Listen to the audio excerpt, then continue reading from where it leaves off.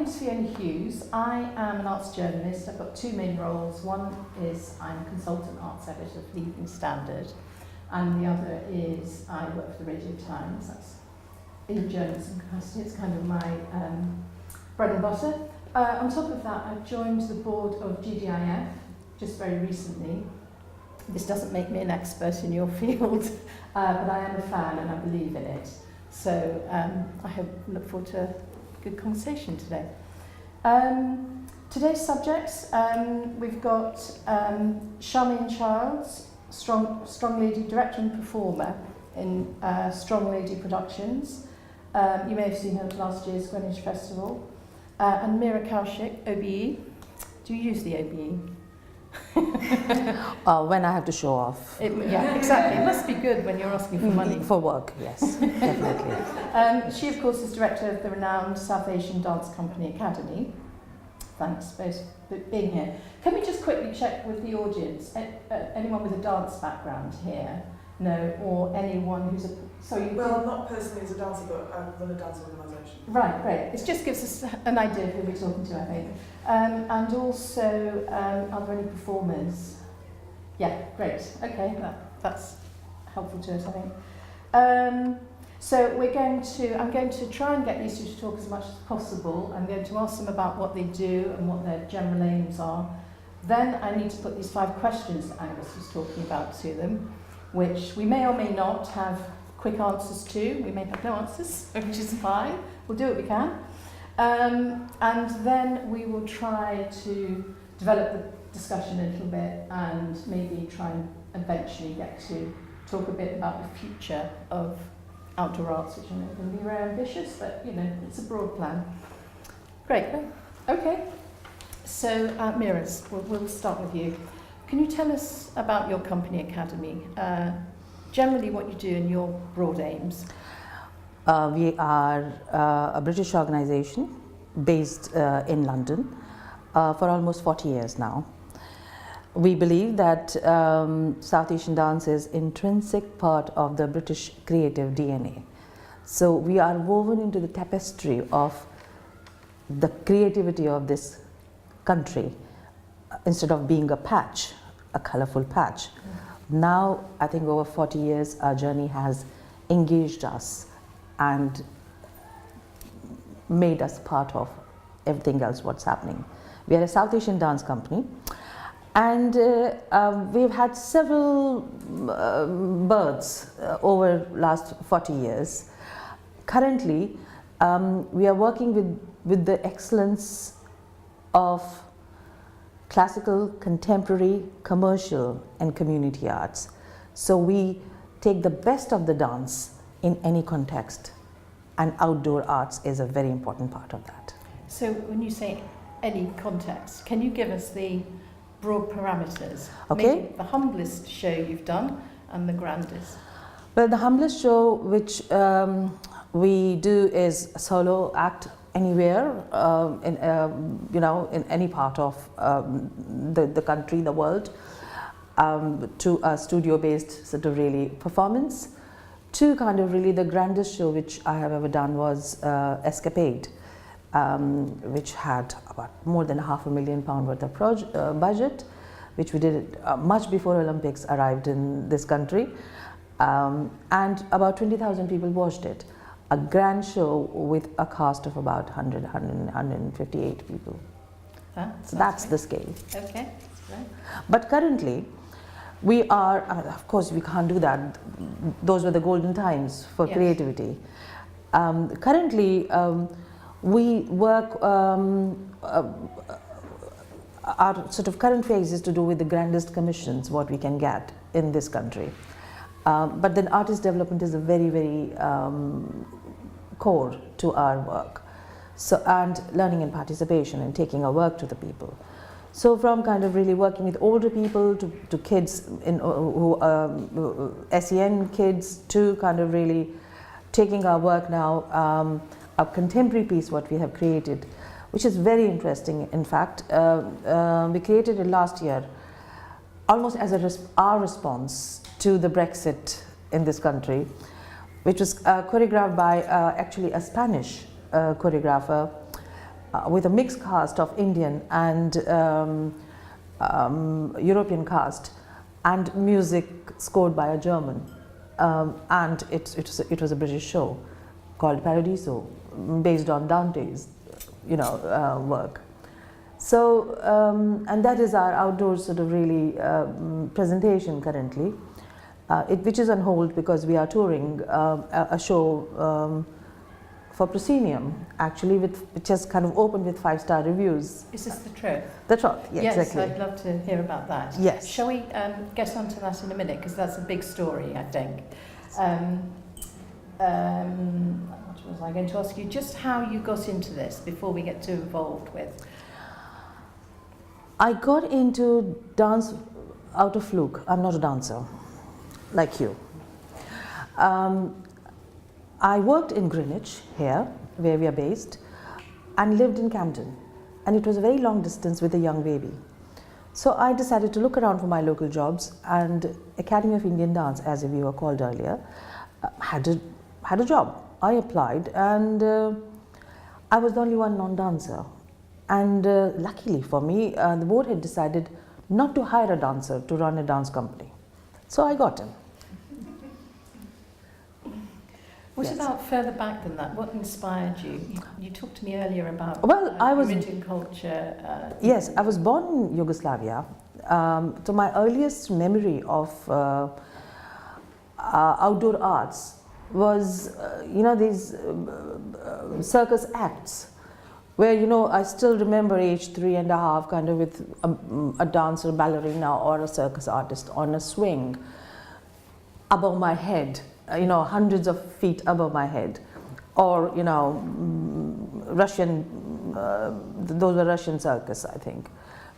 Bears kind of, doing all sorts of, performing all sorts of acts. But very soon I returned to be in India because my father was posted in a non-family station.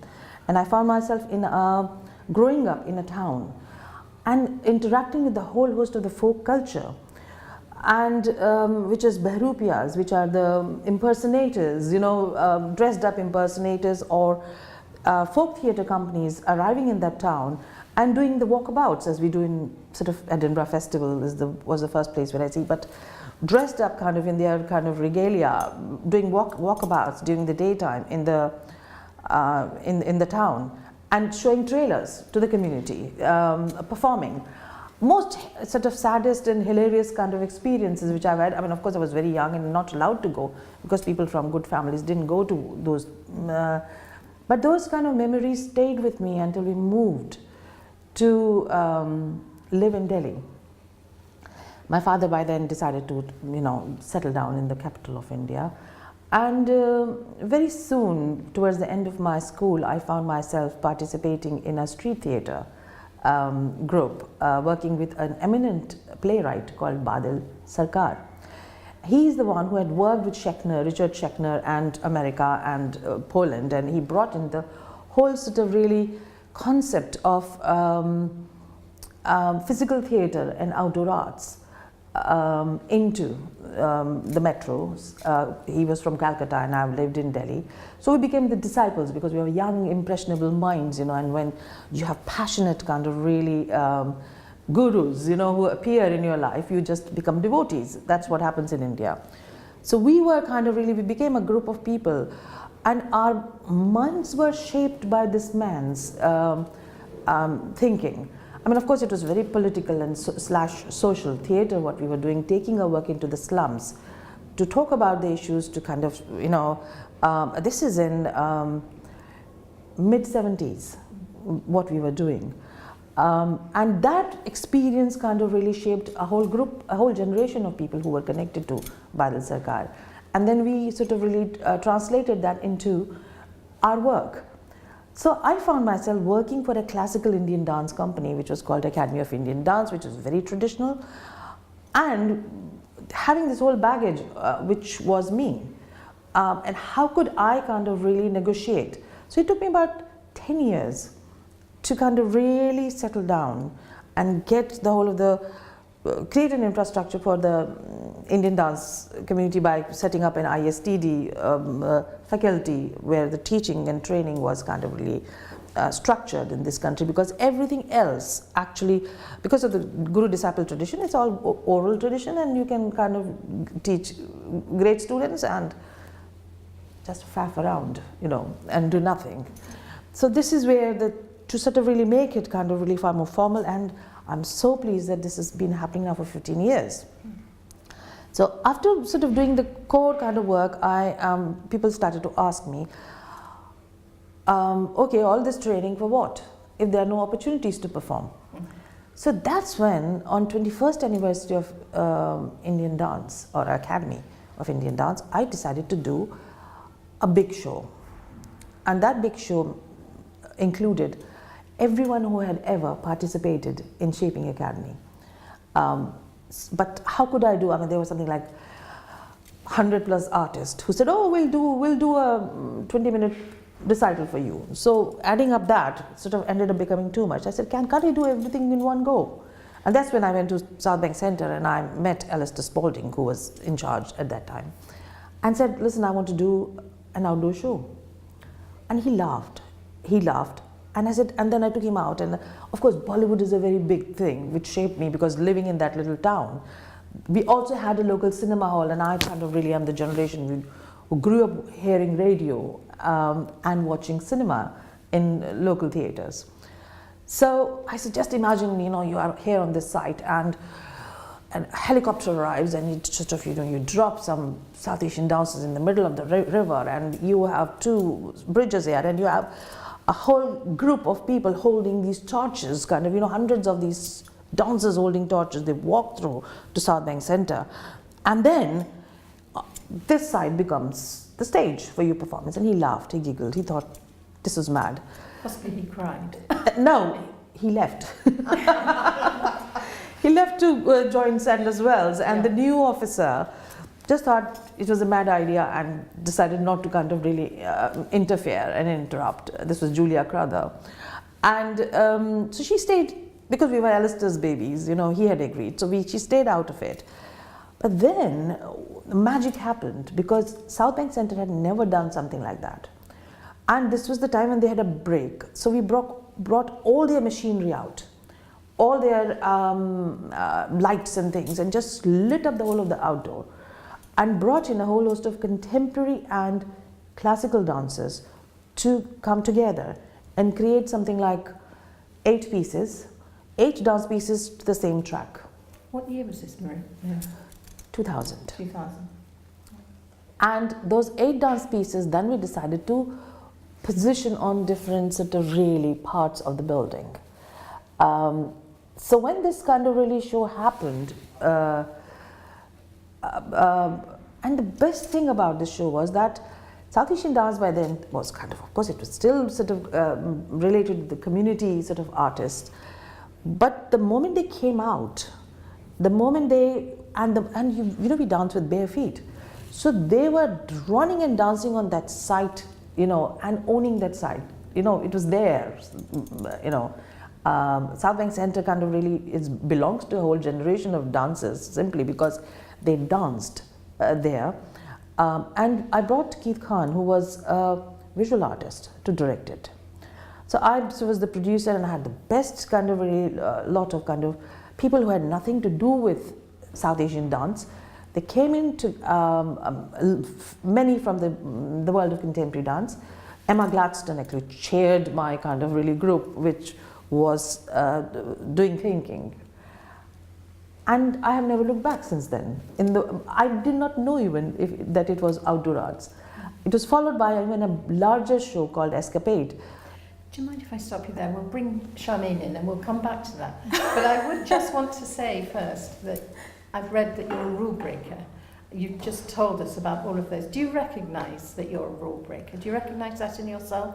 Oh, Are you a hugely. rebel? It's an ongoing battle. Yes. It sounds as though it served you very well. Yes, it's called persistence, personal, and patience. Yes. Thank you. We'll come back to you. Charmaine, on your website it says, Strong Lady Productions uplifts audience worldwide with a playful mix of strength, grace and comedy. It does. I think that's true. Thank you. You have many shows in your repertoire. Would you tell us describe your Strong Lady show? Yeah. Which maybe, as I said, did anyone see it last year? Did we ask you? Yes, Margaret, sorry. Yeah. So basically, it's a series of feats of strength presented, kind of inspired by the old vaudeville style of strong men and strong women, but then as I created it, I tried to be inspired by that, but then bring it into a kind of timelessness. So I'm not playing a vaudevillian strong lady. It's really in the place that it is. So if it's outdoor, it's on the street, it's in that place. I'm not creating a different world. I'm asking the people, rather than to imagine they're somewhere they're not, imagining to reimagine the place that they actually are, have a different experience of the public place rather than escapism from it. The feats of strength centre around me lifting men from the audience. That's the kind of the gist of it, breaking things, lifting people. And I do a duo show as well that's a hand-to-hand show where I get to lift someone who knows how to be lifted. But most of the time I'm just lifting random men. So you're really throwing down the gauntlet to the men in the audience. There's clearly some issues there about masculinity that you're accidentally or intentionally exploring. I think not so much. I really created it intentionally when from the very outset, because I knew I'd be performing it outdoors.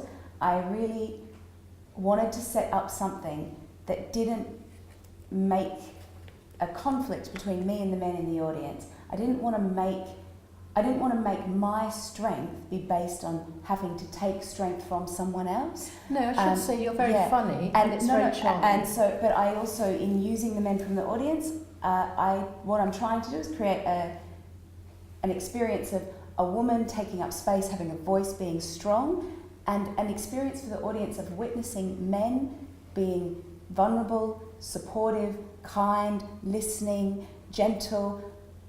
I've really honed the craft of how I work with the audience volunteers to bring the best from them so that they know exactly what I want from them and they stay there, so that at the end the audience aren't just seeing strong femininity, they're seeing really supportive, gentle, healthy masculinity at the same time. Mm-hmm. So did you come to this idea of being a strong lady as your sort of first foray into outdoor arts, or is it something? No, it's a second. So the first thing I did was a duo slapstick acrobatic comedy. It was me and a friend of mine, and we were in pink bikinis pretending to water ski in a blow-up pool. It was very much, it was a really successful show. It was really funny. I did it for 5 years, and then the thing that made me shift away from it was that I realised that the very large portion of the comedy was self-depreciating humour about my body. She was very athletic and small. A lot of the comedy of the show centred around the fact that I was in a pink bikini bouncing up and down, pretending to water ski, my belly all over the place. It was very fun. A lot of women would come after the show in tears that they felt so great that they'd seen me delight in my body, blah, blah, blah. But I very much was playing an innocent girl. I would be very flirtatious with people, but with this real sense of that I didn't even know what sex was, like this innocence, little girlishness, and that at the heart of it, it was self-depreciating comedy. And I'd hit, how old was I? I was 25 when I first started, had the real strength of idea to do it, but 27 by the time I made the show. But I'd hit this point where I went, if I'm a woman, not a girl, if I am sexually powerful, but not actually wanting to have sex with anyone in the audience, if I'm still, not because in the other show I fell down, like I was constantly up and down, falling over. If I stand still, can I still make people laugh? It's like, for me it was like, will they love me if I hold my space, So it turns out they do. Yeah. But that's also, you describe a very kind of physical act. Yes. So at what point, obviously you trained for that sense, at what point did you think, I'm going to be a street performer and an acrobat. How does anyone think the careers officers don't tell you that's a job, do they? I went to university to study theatre and teaching as well. I did 2 degrees. And while I was studying theatre, I kept putting on all these great university theatre shows that were, you know, drawing on Brecht and drawing on process drama and like really trying to, as university theatre students do, trying to know what's out there and then break down the genres. And on more than one occasion, my mum and dad came from the small country town that I grew up in, came to watch productions, and they were like, "Oh, you're very good. I'm not smart enough, I don't get it." And I got this thing where I was like, I'm making my parents feel dumb. You know, it's like they're being really supportive, but I'm making them feel not smart. And so I had already started training a bit of physical theatre and some circus while I was at uni, because I really liked basing. And it was the first thing I ever found that physically I was adept at. I'd always been like the kid that was last on the sports team and all those things, and I finally found something I physically could do and I loved it. But the thing that shifted me to street theatre and to circus really was this, how I can push the work as to say what I want to say and how I want to say it, but how I can keep opening doors to as many people as possible. It's like I had quite a few years where I was almost only touring in Europe, barely in the UK. And then I had, last year was the first year back after a couple of years away with a different show. And the first gig of the summer tour, which was almost all in the UK, was a tiny festival in a tiny high street, never had a street theatre festival before. And it was that thing of convincing people to choose me over H&M, you know, and I had this moment where I was like, oh no, this tour's going to make my show get shouty. And I was like, no, this is a chance to make, like I made a commitment then to go, I'm going to make the show even better than I've made it for these European festivals that have people waiting for half an hour to watch the show. I'm going to make it more artistic for these people, but I'm going to find the way to open the door for them to it so that they know it's for them. And for me, so that's why I came to street theatre. And you ended up at Glastonbury too, didn't you? Glastonbury was the very first festival that ever, it's why I ended up, I'm now a British citizen, I live in the UK, but I am from Australia, and I met Haggis, who is the programmer of the theatre circus field at the time. The programmer was his wife, and he saw me doing the water skiing show in Australia and invited us to come to Glastonbury in 2003, and it was the first time I ever left Australia, was to come here to perform at Glastonbury. And then I've been there lots of times since, and but yeah, for me it's like a real, like that was my doorway into this country. Yeah, I'm not sure we're all completely aware that there's outdoor arts at Glastonbury. There's a massive programme of outdoor arts at Glastonbury. It's a really beautiful place to perform as well. Great. I think we might try the 5 designated questions now quickly. Mira, would you like to go first? Yeah. They've been described as quickfire, so feel free, do what you like with them. What's your earliest memory of seeing something outdoors? I've talked about it, but earliest memory are Russian theatre, Russian circus, folk theatre, walkabouts of the folk artist in a town, and political theatre. Street theatre. You've also talked about inspiration in your work, so I think we won't go there, and we won't talk about proudest professional moment, because I feel that we've also talked about that. We've covered this. Here's one. For someone considering working in outdoor arts, what's the best thing about the sector? I think the best thing about the outdoor arts sector now, and I'm very well connected to several sort of sectors, is that you can breathe fresh air in the sector. Outdoor arts is like a breath of fresh air for people who are engaging in cross arts. Thank you. Charmaine? Yeah. What's your earliest memory of seeing something outdoors? When I was 9 years old, it was the Expo 88. It was like a big world trade fair in Australia that was to celebrate 200 years since white invasion of Australia. And they had this massive big thing. It was kind of like how there was a big cultural thing for the Olympics here in 2012. It was that sort of thing. They brought loads of street theatre performers in for it. And I don't remember any specific shows. All I remember is watching a street show, and my older sister got picked as a volunteer, and they did that kiss gag where they ask for a kiss on the cheek, and then when she comes in they kiss her on the lips, that's like very old, and now if you see it, it's really inappropriate. But I remember back then just going like, that's so against the rules, and everyone's laughing and it's okay. And it was really, for me, if I saw that now, I would walk away from a show. But if I saw it then, and I was just like, you can do anything out there. You can. Inspiration in your work. Is there anyone in the field who's inspired you? A lot. I'm so easily inspired. I fall in love with shows constantly.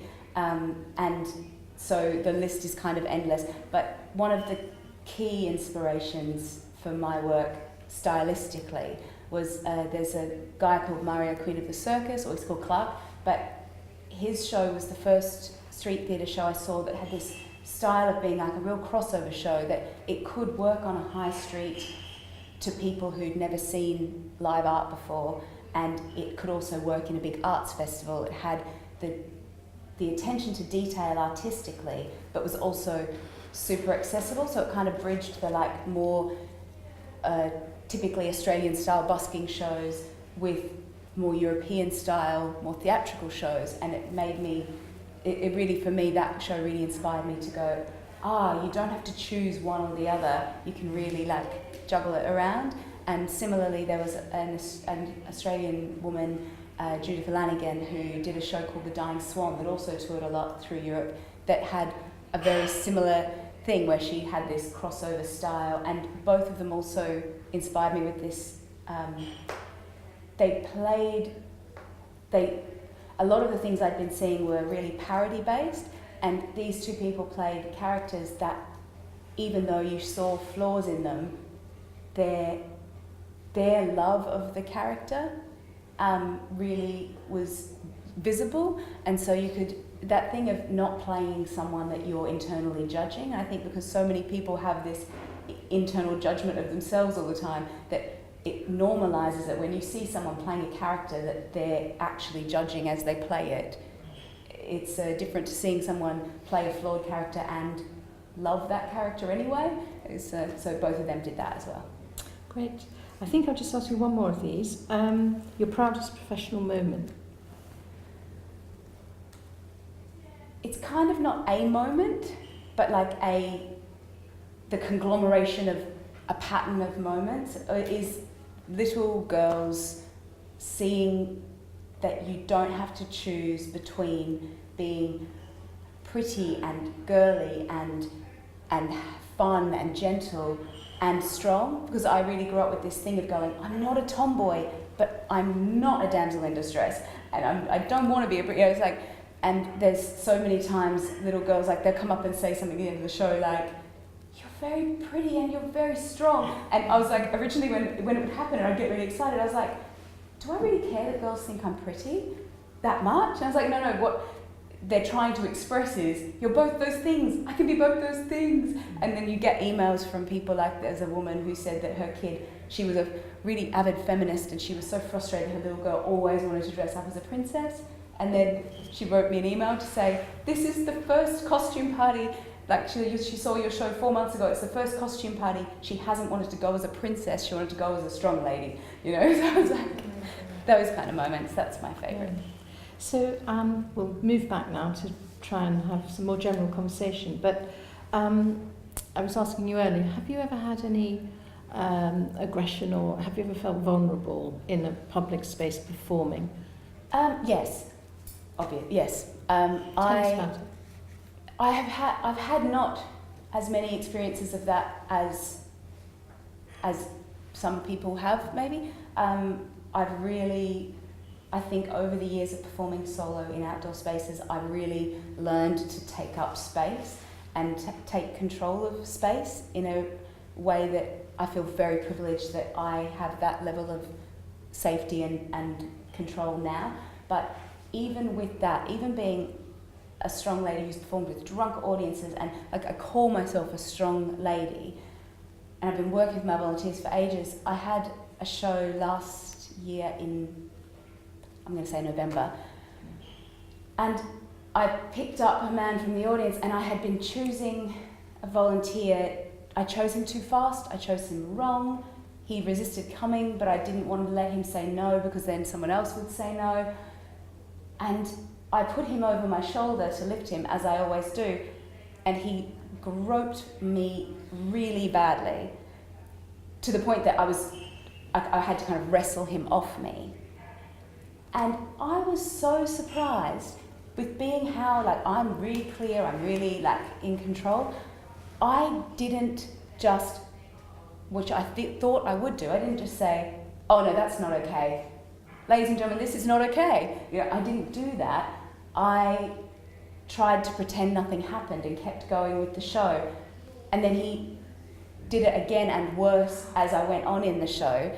And it was to the point that I had to actually then send him back. But then I just replaced him and still finished the show and made it. I didn't just stop and call it. And I felt so, it was so shaking, because also then I said to the people in the audience subtly, by doing that, I normalised it. I said to the men in the audience, you can get away with that, even with someone calling themselves the strongest lady alive, that can happen. Do you think it was obvious? It was very obvious, yeah. And you know, like at the end when I finished the show, you know, lots of women came and checked on me. It was like, but it was like, I couldn't, in retrospect, I just so wish that I'd stopped it and called it, but I had this thing of like trying to save the show the whole time. It was really eye-opening to me that how hard it is to call that sort of thing when it happens. And I was also then, spoke to the director of the festival afterwards, and I was like, maybe there needs to be some kind of policy, because also then the technicians asked me after, oh, do we need to do anything? And I was like, no, don't make a fuss, don't make a fuss. I was like, in that situation, you probably need to have a policy in place so that the person who's been shaken doesn't have to figure out what to do. And he was like, oh, well, you know, drunk audiences, you were kind of asking for it. I was like, oh my God. He's like, it's to be expected. I was like, oh my God, it's not to be expected. So, interestingly, like, I haven't had many experiences like that. And it was so interesting to me that in this moment of time that we're in now, that happened. And I think it was a man who, I chose the wrong volunteer, I rushed it, but it was someone's reaction to a woman having power over him, but also taking space, and he was just trying to put power back over me. And it was, I was not, I didn't deal with it especially well. I've got more plans in place now. Like, if it ever happens again, they just won't. Sounds shocking. So, Mira, do you have a policy for that kind of... I mean, your shows are really... You're intending to be provocative in a different way. Have you thought about that? If you cause a revolution, or...? We, I mean, over the last 15 years, we have performed several shows, created several shows and performed them.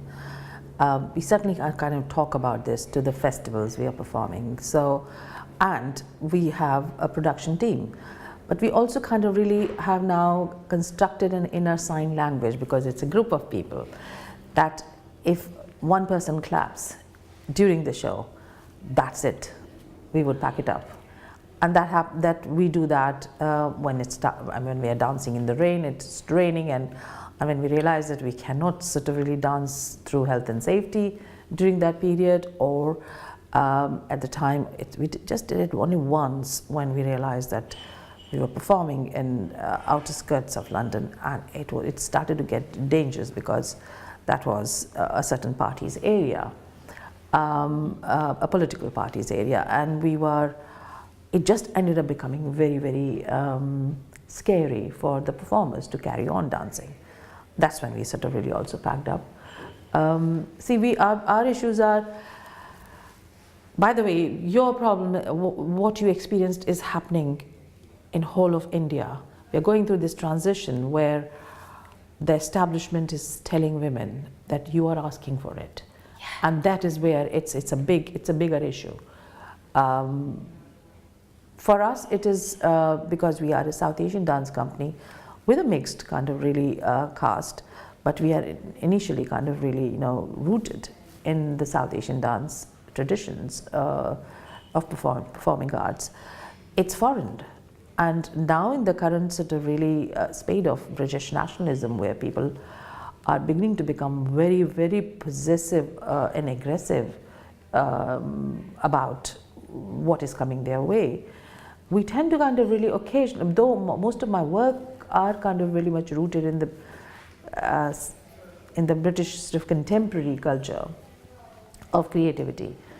Yet, the way we look, the way we sound occasionally, it's foreign. And we just have to kind of really, but I've got an amazing sort of really set of artists who are committed to the outdoor arts. They would come out, they would perform, they would, and they would quite bravely face it if it's to come. But we have been very lucky till now as well that we haven't had many disasters. Good, glad to hear it. So let's go back to the show you were mentioning. Sorry, I've forgotten the name. The Troth? No, well, we can certainly talk about that if you want to talk about that first. Were you talking about a large scale... Escapade. Yes. Tell us about that and let's go on to the Troth. Well, Escapade happened in 2003, which was the largest thing which I've ever done. Much before we started to talk about Olympics, but I have an education and community department, and they started to get very left out when we did this big show. So that's when we sort of got hold of kind of 8 community groups who were working that year with us, and we decided to kind of really build a performance at the back of them joining a cast of professional dancers. So this is when kind of really the videos had started, and as South Asian television channels had started to appear. And so we started to kind of really explore the power of a remote control with the pauses and with the fast forwards and with the rewinds. And the story was about a man who's trying to have a kiss with a woman, but just at the moment of kiss things go haywire, because kissing was not allowed in Indian cinema at that time. So but it became kind of really a very London-centric performance in the backyard, where South Bank Centre had never dared to do anything. Now they have a great market at the back of that whole production, what we did. It changed many things for us and South Bank Centre, but we could never do things of that scale after that. But most of Akademi show have been kind of really tourable. I mean, our Sufi Zen, which was commissioned by Without Wall Consortium, has continued to perform 10 years on. This year we are doing 4 cities. So I'm sure there's something, remarkable about it. I'm interested with that show. That plays at a venue in Hounslow that's a sort of public-private space, doesn't it? Is it one of those spaces, a bit like Scoop, I'm thinking, on... Sufi Zen at the Bell Square, is it? Bell Square, yes. So it's permanent, but... Bell Square is a space where Hounslow Waterman Centre brings in many shows, and all the tours which are now taking place in this country end up sort of really performing at Bell Square, which is community of Hounslow. And suddenly kind of, over last 2 years or 3 years worth of their programming, people of Hounslow have got a lot of insight into outdoor arts. So it's owned by the local council rather than... More London owns the Scoop, doesn't it, by the Mayor's office? Yes. So there's some issues there, and I thought that probably is something that affects your sector, the question of ownership, really. Who owns that space? You're both talking about, occupying a space and how that makes you feel and how it makes the audience feel. Well, we took Paradiso through Circulate, which is a consortium of Outer London, to a very successful tour of 10 shows last year. And I've had one of the most amazing experience of my life, which was kind of reaching out to the people who have never seen quality work, because that's what is the core of everything. When I started with outdoor arts, I unfortunately saw only those shows which were all about kind of dressing up, costuming, and just not doing a lot. So I came out thinking, my God, nobody does anything, and whatever was happening at a kind of really was not the best. So I just came out with this passion that, okay, I will bring in the best of the movement and physical movement into the world. And then, of course, I realized there are even lots of people who are far better than what I do, but consistently being inspired by them and bringing in good quality dance in outdoor arts. So the Troth is clearly a good quality show. And you took that to India.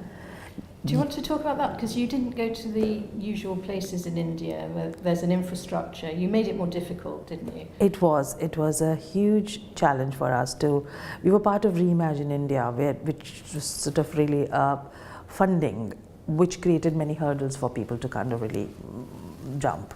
Hoops to jump. Tell people what the show's about. The show, The Troth, is based on a story which was written 100 years ago in India. It's a story of an Indian soldier who fought in World War I. But it's the greatest love story which generations of Indians have lived with. So the story is a young boy meets a young girl, asks 3 times in his life, he asks her if she was engaged. Twice she asked him to push off. 3rd time she says, yes, I got engaged yesterday. He's heartbroken, 25 years on, he's off to the war. And he ends up realizing that actually she's married to his boss.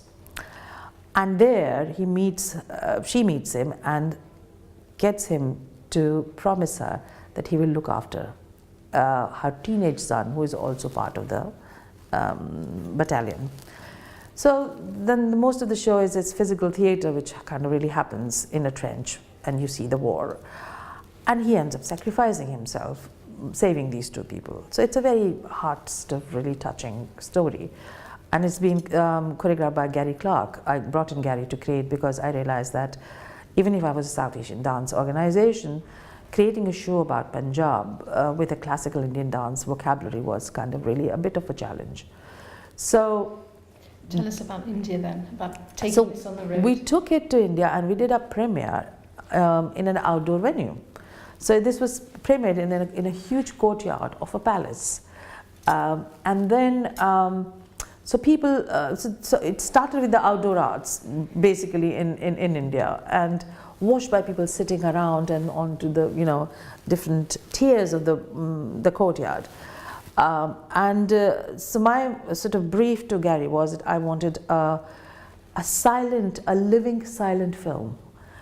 So it has projections, because in 1915 Indian cinema had just started, and cinema again, Bollywood, it comes back again in my life, where I said I want to create a living film which is kind of really created very stylistically, the way silent cinema looks now, with a specific physical speed. But also it needs to kind of really touch the hearts of the people.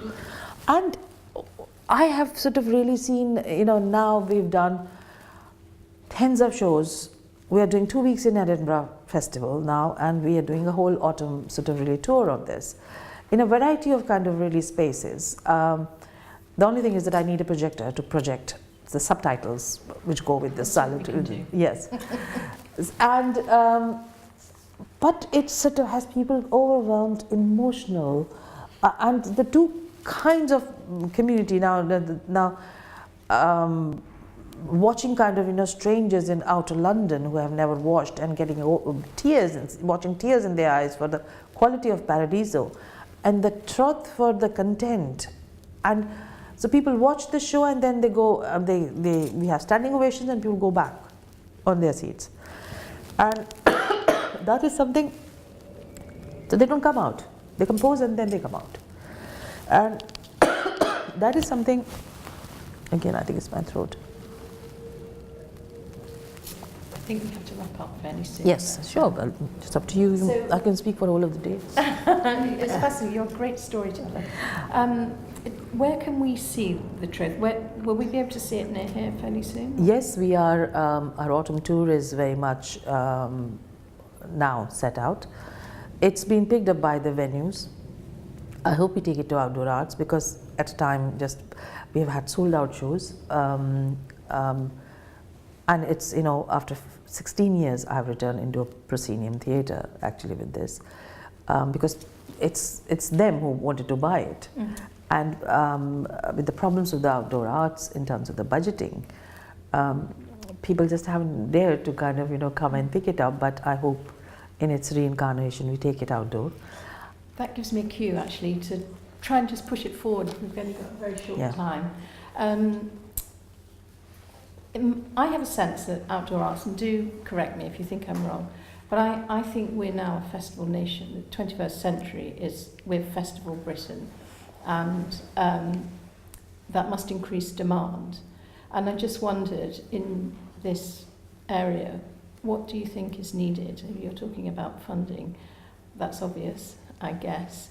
Maybe we'll start with what are the sorts of things? Do you think we need more permanent public spaces? Do we need more festivals? Do we training? I mean, I think things are rolling very well. I think that ISAN, which I think from today is now Outdoor Arts UK. Yes. I think Just announce that. Yes. Yes, ISAN is now Outdoor Arts UK. Enjoy.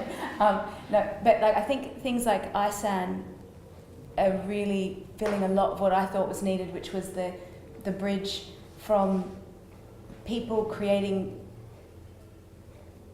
independently on their own, and then the bigger companies that have more regular access to funding and used to have more regular access to kind of like the gatekeepers of how things worked.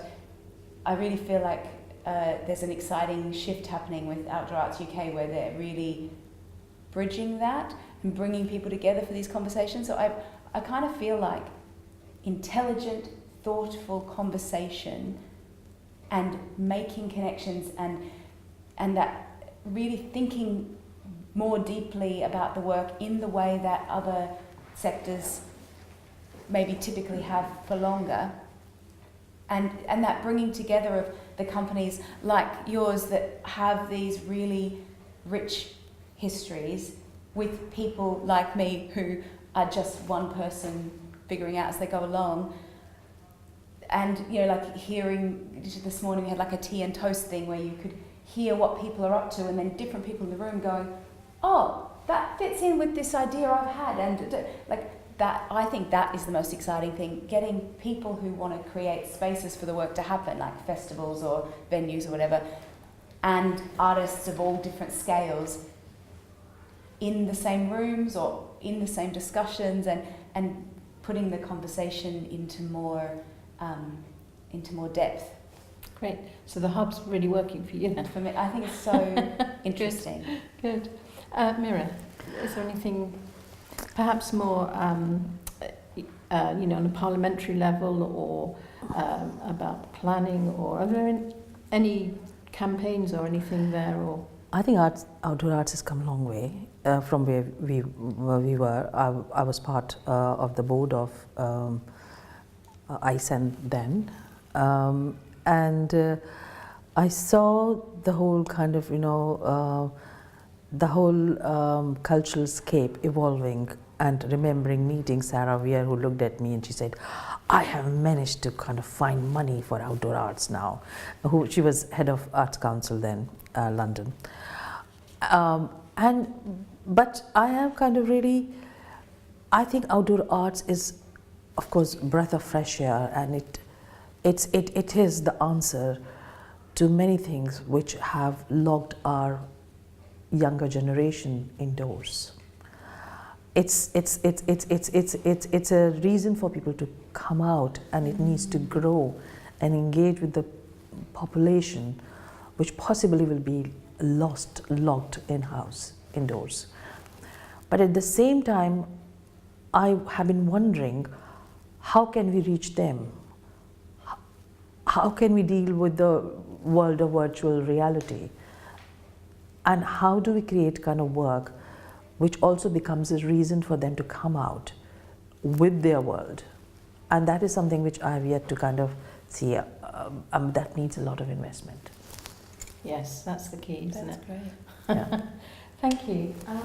Maybe, is anyone desperate to ask a question? I'm sure that you'll have a minute to talk to these two fascinating women. I was going to ask, Please do. you're both foreigners. One of the interesting things, I think, or perspectives you might have, I'm a foreigner, is bringing your work to Britain and confronting Britain with it. I also think, though, my work has evolved a lot and in ways that really interest me by being, like, because I've been living in Britain for 10 years now, and I really feel like the impact of being here and especially working a lot through Europe as well, I feel like it evolved my work in a way that was much more interesting. I started to make my Strong Lady show when I was living in Australia, and then decided rather than to create it there, I went and did a festival in France where I could do 5 shows a day for 3 weeks. I was like, rather than nut and bolt it out there, I was like, I want to make it a different style, and what the audience in Australia was going to want from me if I was on the street was going to be not the work I wanted to make. And so I feel like, even though I've come from Australia, I feel like the voice that I've developed is very much a multinational voice. Like it's not, I don't feel like I have a distinctly Australian voice anymore. Mira, we must hear your answer to that. I think the common thing between us and Britain is that we have a shared history. Mm. If this was kind of an American sitting here, are you American? Australian. Australian, okay. We have shared histories here with this nation. So my spirit has haunted this country for 300 years, and I am kind of very much part of it. My outer shell is kind of very colorful and located in some other part of the world because it's to do with my aesthetic. But my work is very English and very British. I've lived in this country for 36 years now. And I don't see, so I am kind of very much part, and I started by saying that my work is part of is woven into the tapestry of creativity of this nation. And of course, it's up to the others how they see us, and it's their problem, not Academy's or not my problem as director of Akademi. Yeah. You know. I'd have thought that actually your work almost addresses, for you, your nationality, your identity, but your work actually addresses where you're different. Belgrade, India. Yes. It's where everything meets really, and that's what you're about. That's who you are. Yes, and that's what finally Akademi is doing. You know, I mean, of course, there's a huge amount of input from the most wonderful artists and people who run Akademi formally, legally. But eventually, kind of really, I'm very proud to say that, you know, I have grown with the culture of this country, and we are part of it. Yes, very Great. much. Thank you very much. That's so interesting. I think we really have to stop now. Sorry about that.